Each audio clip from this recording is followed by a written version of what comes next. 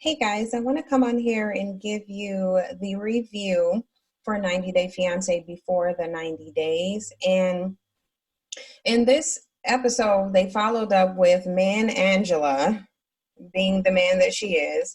She's mad because she believes that Michael lied to her, and she pulled up some pictures of him taking a photo with some woman. They were supposed to be going on a boat trip, as you guys know from the last episode, but she chose to not go to that boat trip because she said that Michael's lying to her, and she saw a picture where he was with women in there, so therefore she didn't want to go. So that's where they're following up at. She chooses to get into an SUV, which is really like the only thing big enough to carry her, and it's talking about how much she loves Michael, but she doesn't trust him, and she's done. Now, she been knew that she couldn't trust Michael, so this isn't anything new.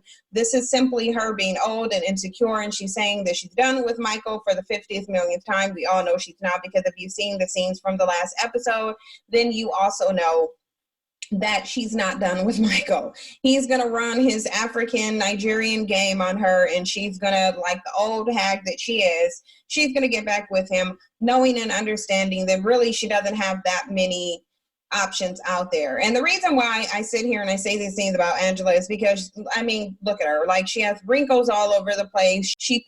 She's in this exploitative relationship with him. It's almost like a DV situation where, and I blame him too, though, by the way, she encouraged him to quit his job, to stop talking to his friends, meaning she seeks to isolate him from his support system so that he'll only have her to rely on. And that's why the minute that he did something that she didn't like, when she's not brand new as to who he is, what did she do? She threw his stuff out of the hotel room, kicked him out. He's out sleeping in the car. Therefore, she has the control.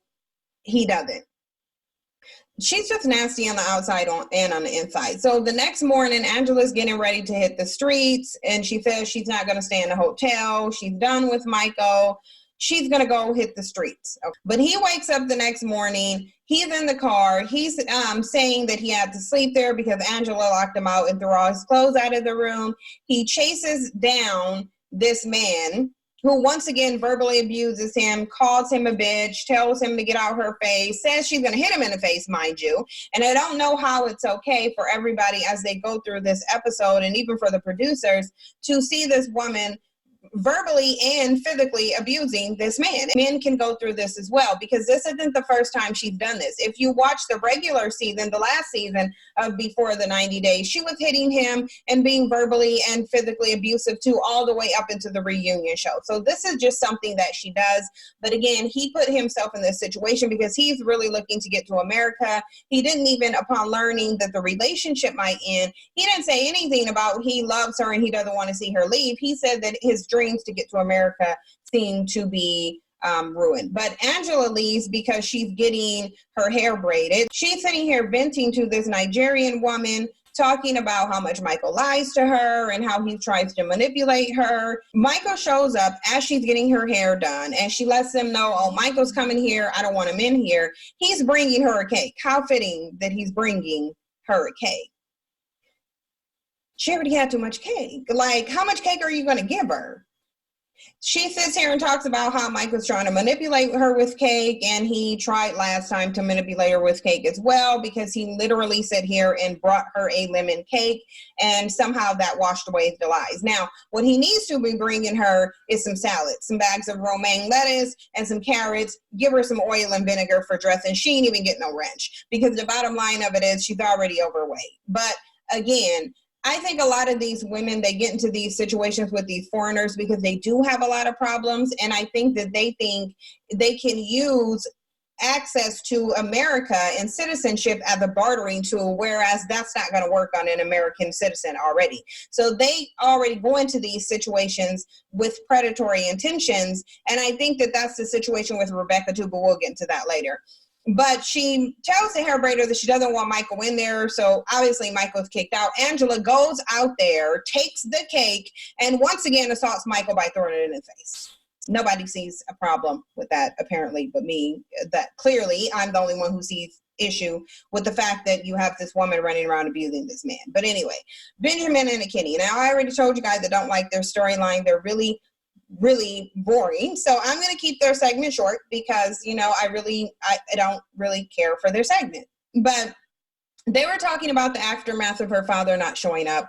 Basically, her brother's attitude is, you're embarrassing the family by bringing this man around.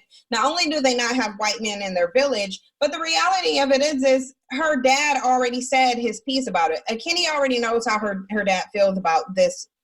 Not only them as a group of people, but her possibly been in a relationship. He didn't show up for the dinner. Like, you had to have had some indication prior to him, you even thinking about introducing this man to him. So Ben goes back to the family to tell them that Kenny is upset and overwhelmed and she wants to be left alone. Fidel tells Benjamin basically that it's his fault. Really, Fidel's not feeling Benjamin either. And I can already tell you this isn't going to work out. He's going to be on his way back to the States. Fidel is not having it. The dad don't even want to meet him. Mom, sister, and everybody looking at him as weird. Just throw the whole relationship away. Let's get to Tom and Darcy. Y'all, I cannot express to you how immature Darcy is as a 44-year-old woman, but all I can do is assure you that this relationship is not going to work. So Tom and Darcy are on their way to Albania.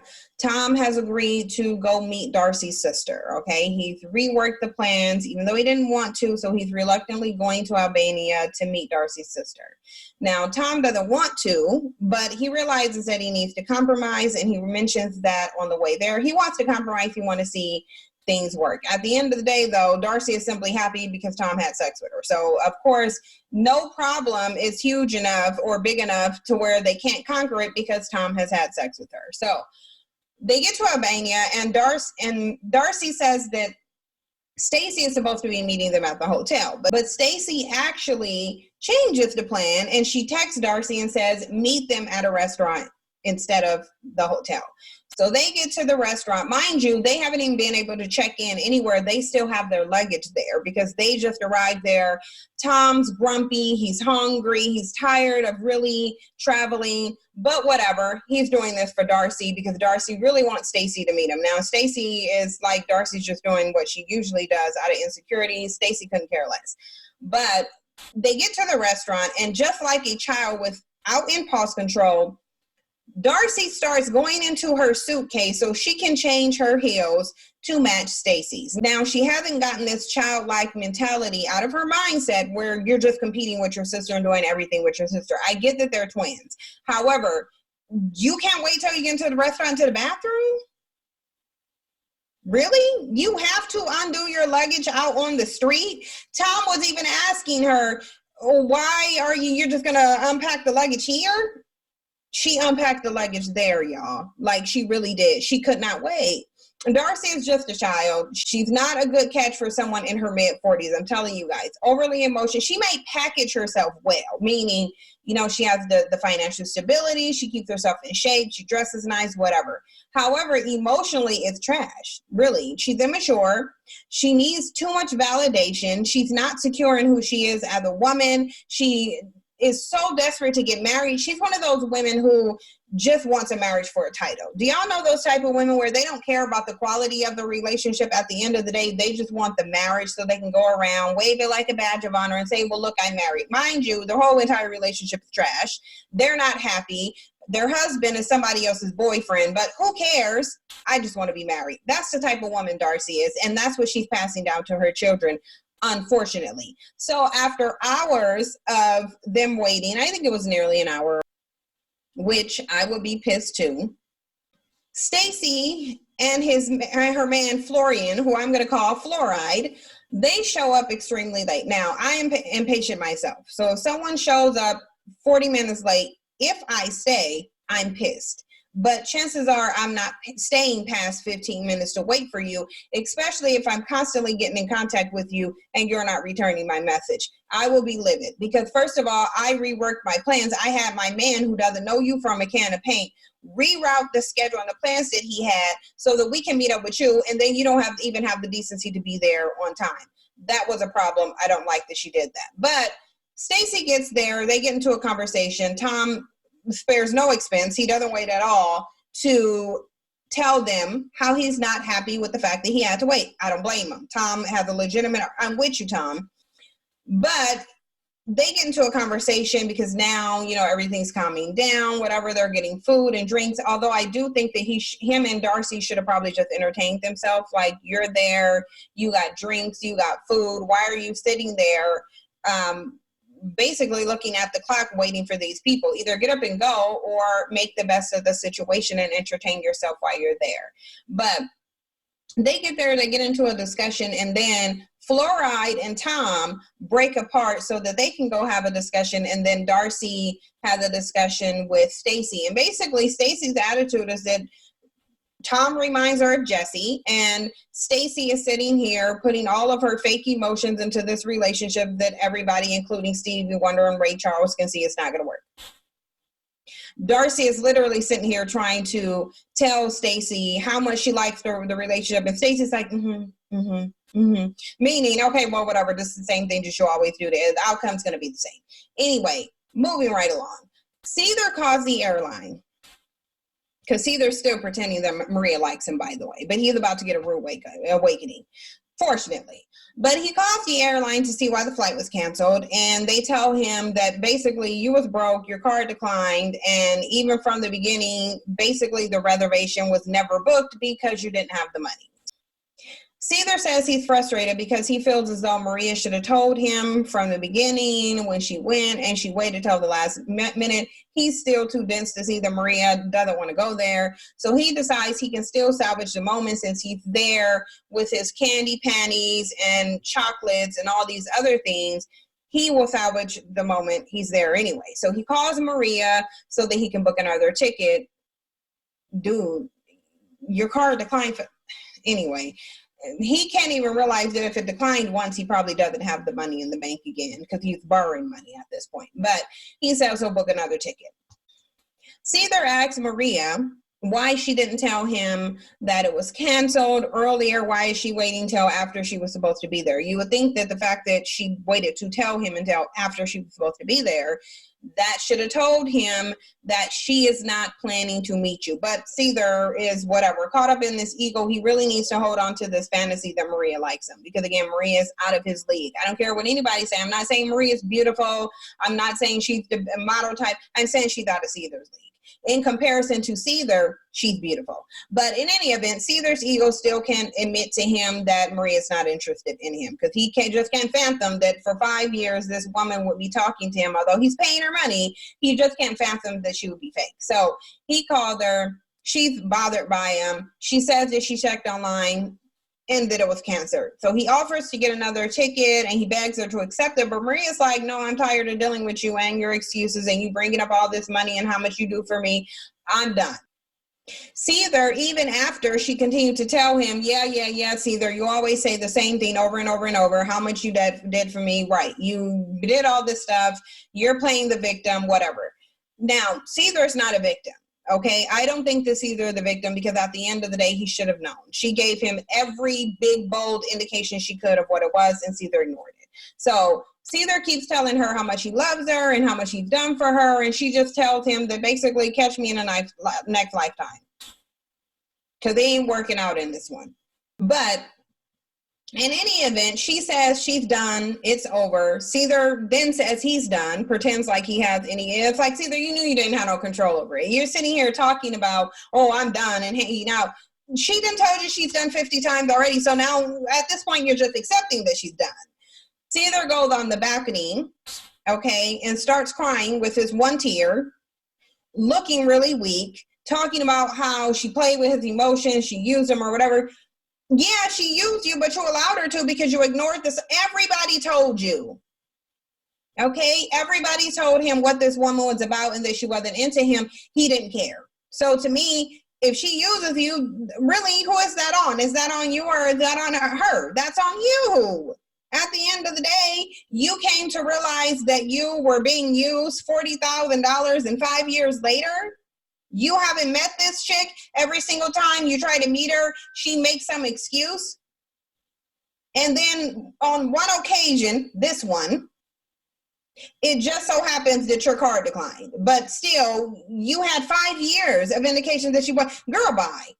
That's what I got to say for Seether. Girl, bye. Timothy and Jennifer.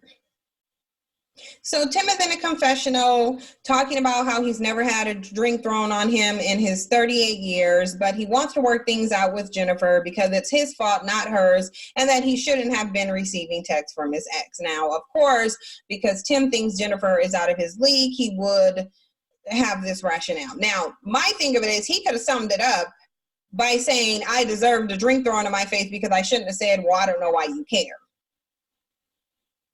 He deserved it. I would have did the same thing. But Jennifer meets him at the park to discuss the situation because he calls her and she brings Violet once again. I don't know why she's including her daughter in her dysfunction, but whatever. Tim is apologizing and he says that he wanted to tell her, but he didn't know and that the relationship wasn't that serious, okay? He didn't know the way that he wanted to tell her, basically. He just wanted closure at the end of the day, and he doesn't want drama. This is his rationale for why he's staying in connection with his exes. Jennifer says she's worried because it doesn't seem like the relationships are in the past. And they're not. If you're still carrying on with current relationships, they're not in the past. Past means that they're done and over with, not that you're having some current contact with them. So obviously they're not in the past, but Jennifer feels like they're both coming from a part of brokenness, and because she had a bad past relationship and he had one, then that's what's causing conflict. Well, you guys only known each other for 8 months, so wouldn't that be a sign that you should probably stop trying to pursue a relationship and work on yourself? But people don't have that concept because Jennifer is looking at the fact that this is a wealthy American man who can afford to take care of her and her child and get them out of Colombia.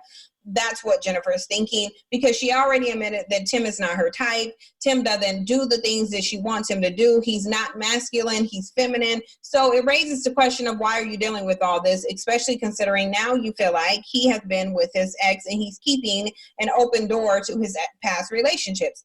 She's in it for the money. But anyway, Tim reassures Jennifer that he's over his exes and he's sorry. And of course, Jennifer accepts and agrees to work on things as long as Tim decides to be honest with her, cut off his exes. They sit down and they have a discussion further because they go get on the skyscraper and do some tourist activities. Tim hasn't seen Colombia, so Jennifer's just showing him around. They stop at a monument and sit on the stairs at a park, and they're having a discussion. Tim brings up Jennifer possibly having another child, which Jennifer says she's open to. She wants a boy because she already has a girl. Tim mentions how he will make a beautiful baby with Jennifer, and Jennifer laughed it off because she's like, it's funny that he's mentioning kids when he hasn't even kissed her. He doesn't try to touch her. He's obviously socially awkward. So you know it takes sex to have a baby. How are you going to have a baby if you're not even initiating anything? But I wanted you guys to pay attention to something. I don't know if you guys noticed that when they were on that skyscraper, did you notice the huge white Jesus statue there? Why is it in every country that's what you see? I don't know if you guys caught that, but in any event, that stood out to me. But Tim is always going to be a beta male.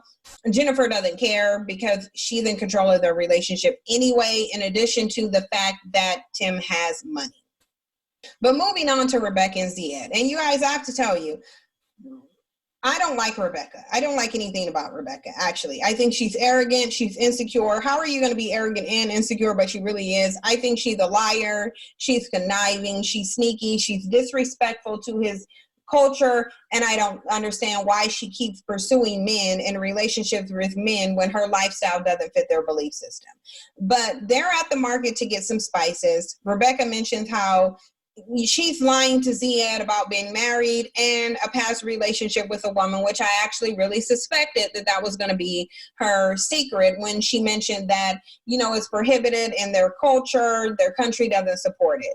Now, again, I'm not here to talk about same-sex unions, but I think that it should be respected if a person's culture and religion has a different opinion about that. But that was Rebecca's other lies. So in addition to the fact that she had 50 filters, making her appear to be 20 years younger, she's still married, she disrespects his culture, and she was in a past relationship with a woman. Throw the whole entire situation away. But you know what? Ziad is there looking like a whole marshmallow moon pie wrapped in a banana, and they're just walking around, you know, trying to look at some spices at the market because his parents already said they'll accept her.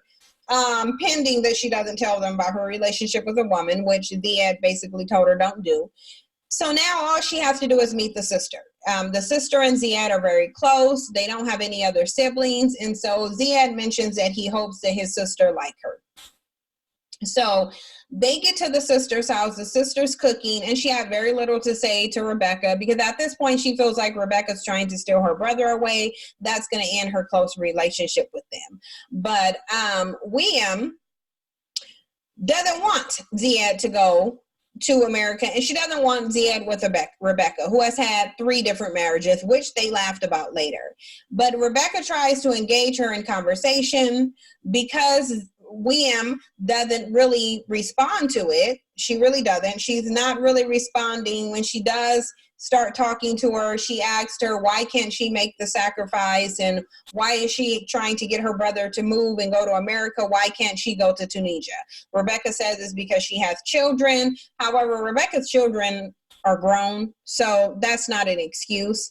Then Rebecca mentions that she looked at the situation as she's providing Ziad as an opportunity to go to America.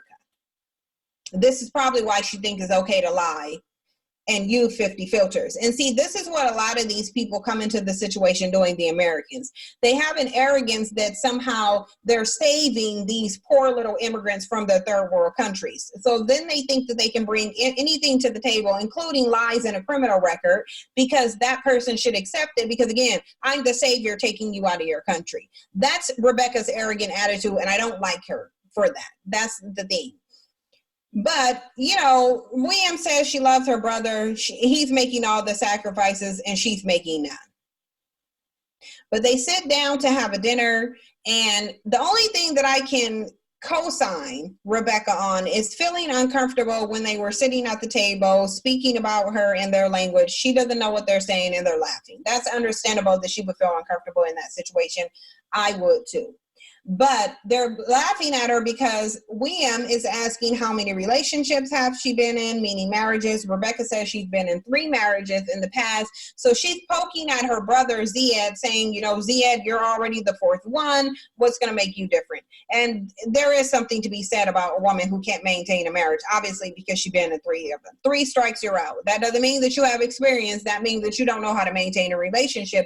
Add to that all the lies you told and the fact that now you're going to pursue a younger man in a foreign country and you think that you can simply hold citizenship over his head. I don't like Rebecca. That's just a reality. But Rebecca comes clean with Ziad and tells him that she's been in a past relationship. Now, Ziad says that his culture and his religion looks upon that unfavorably. It's simply not okay. So he says, my parents accept you, but don't ever tell them that because then they won't accept you. Now, Ziad's attitude is like, oh, well, she did that before me. Whatever was done before me is not a problem. So Ziad says he accepts it. My thing of it is I wish he would just throw Rebecca away and get somebody better. I'm with his sister on there. Ziad can do better. Moving right along, though. Omar and Avery. Now, Omar and Avery wake up in the hotel with her mom. Omar eventually leaves and Avery and her mom are talking. Avery's mom is basically saying that she feels like Omar is using Avery to get into the country. Avery says that her mom is putting too many doubts in her head and that she's tired of having to defend her man to people like her mom. She says that Omar has options and he doesn't need to use her. He could have found anybody to get to the country. Her mom then says, well, he did. He found you.